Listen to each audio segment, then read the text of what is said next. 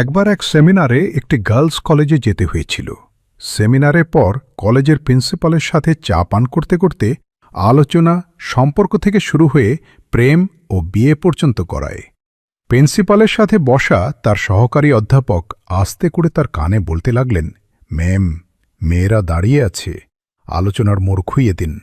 এখানে আপনাকে এ কথাও বলে রাখি যে মেয়েরা দাঁড়িয়ে ছিল তারা ছোট ছিল না। ওই কলেজের ছাত্রী এবং আমার মেজবান, তাদের দাওয়াতেই ওই সেমিনারে গিয়েছিলাম। কলেজের প্রিন্সিপাল ইংরেজি সাহিত্যে পিএইচডি করেছিলেন, অনেক গুণী মহিলা ছিলেন। তার কণ্ঠস্বর নিচু এবং আলোচনা খুবই গভীর ছিল।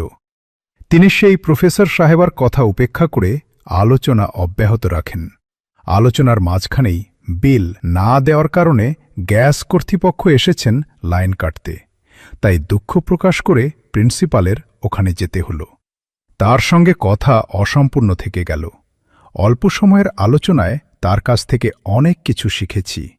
এজন্য তার সঙ্গে অসম্পূর্ণ আলোচনার বিষাদ এখনও আছে। আমি এক ব্যস্ত জীবন পার করছি।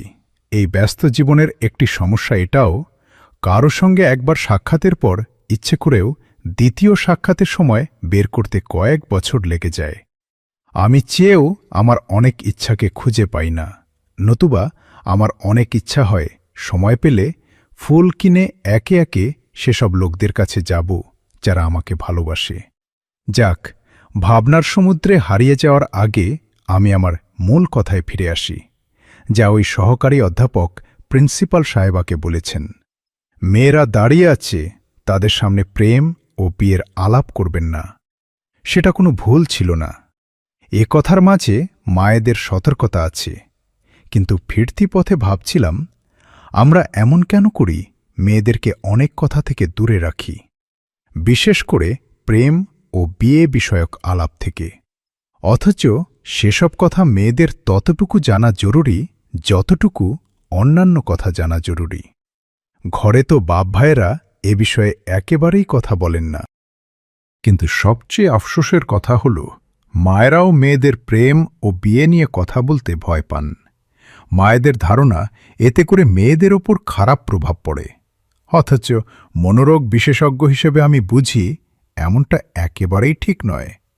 মেয়েদেরকে কথা বলার কারণে নয়, বরং তাদের থেকে কথা লুকানোর কারণে তাদের উপর খারাপ প্রভাব পড়ে।